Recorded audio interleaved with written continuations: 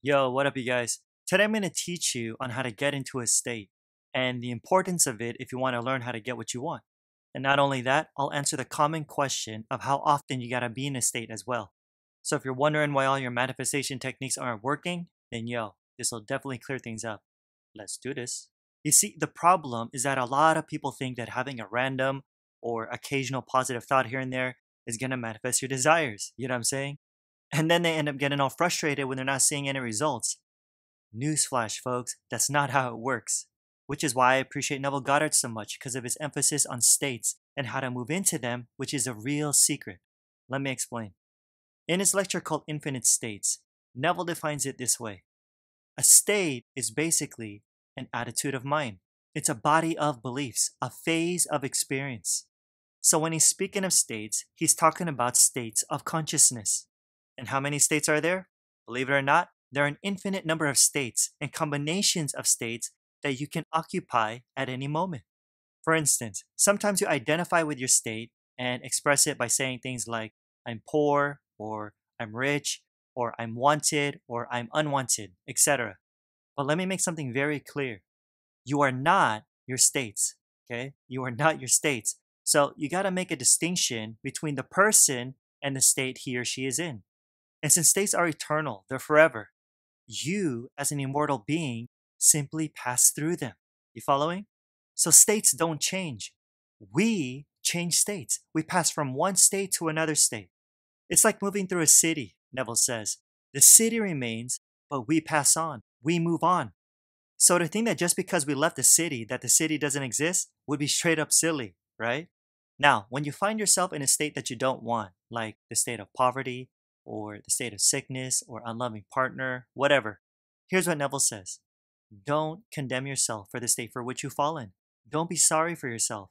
Because if you do, you'll make this state a habit. You'll stay there the rest of your life. No joke, which I'm pretty sure you wouldn't want.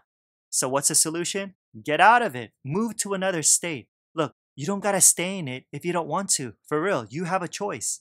And so the next question is, how then do you enter a state? Good question. And that's the end of my video today. Thanks for watching. I'm just playing. Nah, it's actually simple, you guys. It's easier than what some of you might think.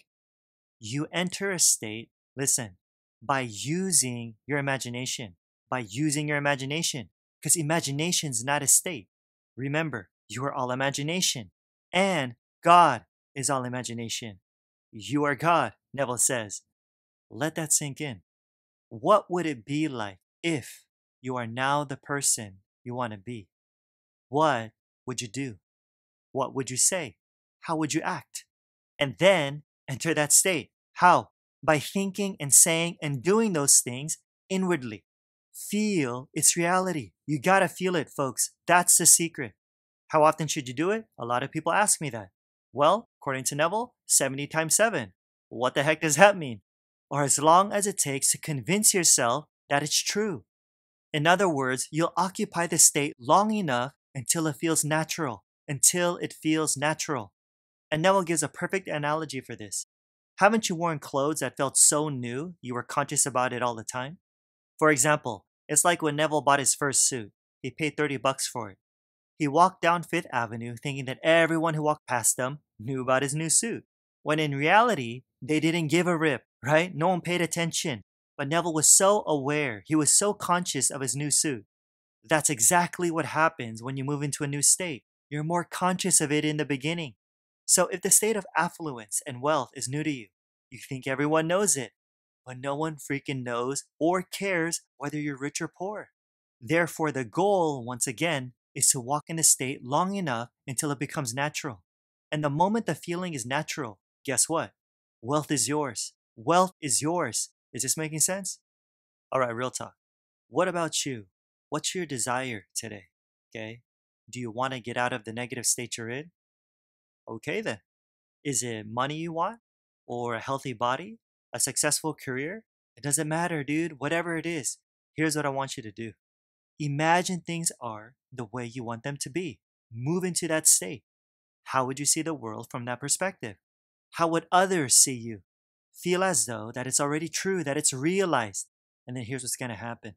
Neville says, to the degree that you're self-persuaded and you persist in the state until when? until it becomes natural. And then you'll become the embodiment of what you've imagined yourself to be, and the world will confirm it. You get what you believe. Yeah. Alrighty, guys, don't forget to hit that like and subscribe button and the bell right next to it to be notified of my next video. I pump these out every single week, so you don't want to miss them. And if you're listening via podcast, I'd really appreciate a review. It gets more people to discover my work and, of course, help spread this message. And yo, don't forget to register for my free online training that'll seriously help you to start manifesting the life you really want right now. So check it out. The link's in the description. Like I always say, more's coming. Till next time, I'm out. Peace.